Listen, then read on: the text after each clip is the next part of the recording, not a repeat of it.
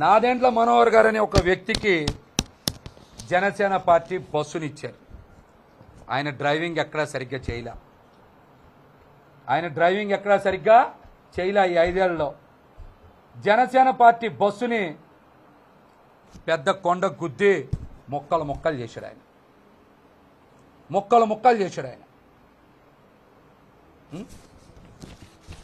ఆ బస్సుని ముక్కలు చేస్తే నష్టపోయింది మేమేగా. జనసేన పార్టీ బస్సుని ఘోరంగా యాక్సిడెంట్ చేసినటువంటి వ్యక్తి నాదెండ్ల మనోహర్ కాదా?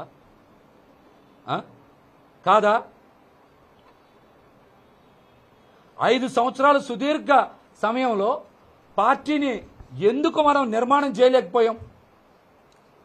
7 జిల్లాల్లో పార్టీ అసలు ఎందుకు నిర్మాణం కాలా? ఏమన్నంటే కేడర్ మీద ఇష్టం వచ్చినట్టు మాట్లాడటమే చెల్లిపోతుంది మీకు.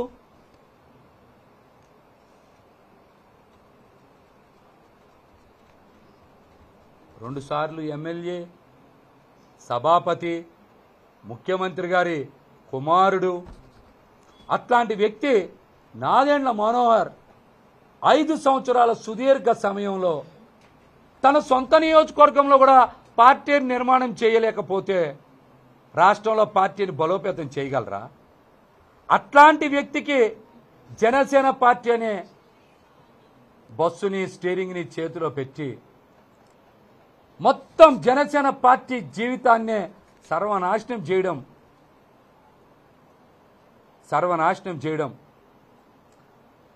కావాలని చేయడమా, లేకపోతే తెలియక చేయడమా? దీన్ని ఎలా అర్థం చేసుకోవాలి? మిమ్మల్ని గుడ్డిగా నమ్మి నడుస్తున్నందుకు, మేము అమాయకులం అయినందుకు మీరు ఎట్లాంటి పనులు చేస్తారా?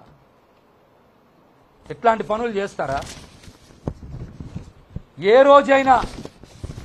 రోజైనా నాదెండ్ల మనోహర్ అనే వ్యక్తి తెనాల నుంచి పట్టుమని 10 మందిని పార్టీ కార్యాలయానికి తెచ్చారా? స్థానిక సంస్థల ఎన్నికలు చేశారా? తెనాల్లో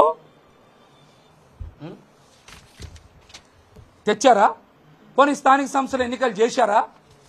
నాయకత్వాన్ని తెనాల్లో ఎక్కడైనా బలపరిచారా? వీటికి సమాధానం చెప్పండి. మీరు వీటికి సమాధానం చెప్పండి. జనసేన పార్టీలో నిబద్ధతకి విలువ లేదా?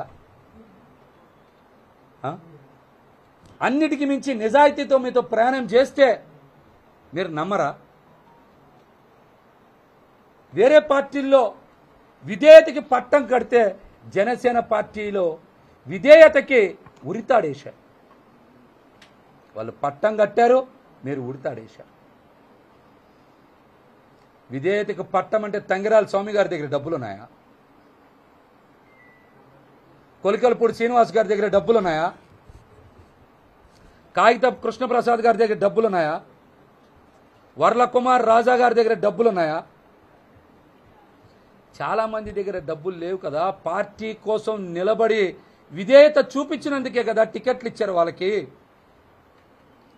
మరి జనసేన పార్టీలో విధేయత చూపిస్తే కనీసం మాకు టికెట్లు కాదు కదా, మమ్మల్ని పట్టించుకునే నాదుడే ఎందుకు లేడు? మాతో పిలిచి మాట్లాడే తీరిక, ఓపిక లేనప్పుడు మీరు పార్టీలు ఎందుకు పెట్టడం?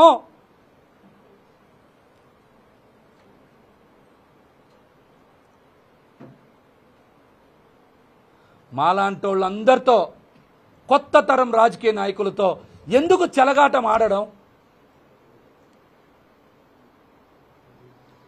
పొత్తంట 10 ఏళ్ళు బలంగా ఉండాలని కోరుకుంటున్నారంట. అంటే మమ్మల్ని 10 ఏళ్ళు జెండా మోసే కూలీలుగా చేయాలనా? ఇంకా 10 ఏళ్ళు జెండా మోసే కూలీలుగా చేయాలా మమ్మల్ని? 21లో ఎవరికి ఎన్ని స్థానాలు అందరికీ తెలుసు కదా. ఎవరికి ఎన్ని స్థానాలు తెలుసు కదా.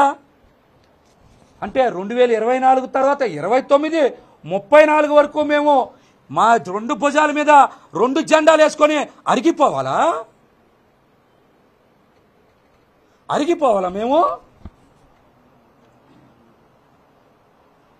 అంటే ఇప్పుడున్న నాయకుడిని ముఖ్యమంత్రి చేయడమే కాదు, వాళ్ళ కుటుంబంలో ఇంకెవరెవరిని ముఖ్యమంత్రి చేయాలో కూడా మీరే పేర్లు రాసిచ్చేయండి,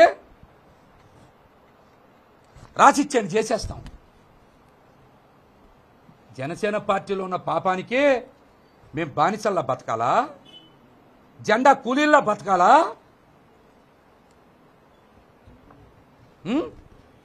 బతకాలా? మీరు చెప్పండి, ఎవరు ముఖ్యమంత్రి కావాలో, వాళ్ళ తర్వాత ఎవరు కావాలో, వాళ్ళ తర్వాత ఇంకెవరు కావాలో చెప్తే జన సైనికులందరం జెండా మోసే కూలీలుగా సిద్ధంగా ఉంటాం. ముందే చెప్పారు, స్థానిక సంస్థల ఎన్నికల్లో పొత్తులో భాగంగా జనసేన పార్టీ 1/3 సీట్లే తీసుకుంటారంట.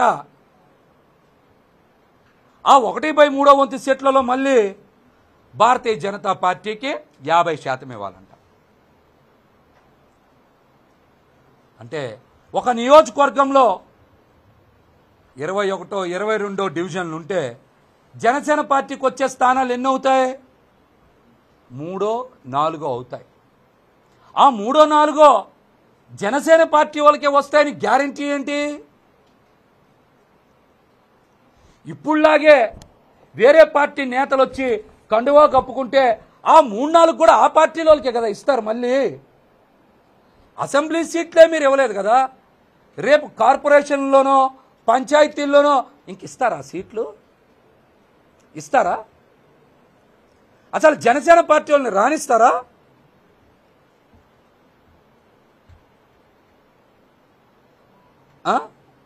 జనసేన పార్టీ కథ సమాప్తం అవదా? సమాప్తం అవదా?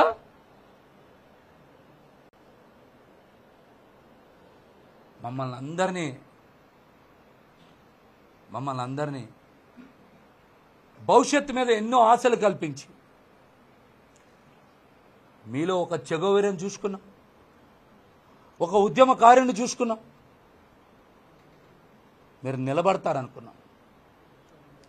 మీరు ఇలా నట్టేట ముంచేస్తారని మా కల్లో కూడా ఊహించాల.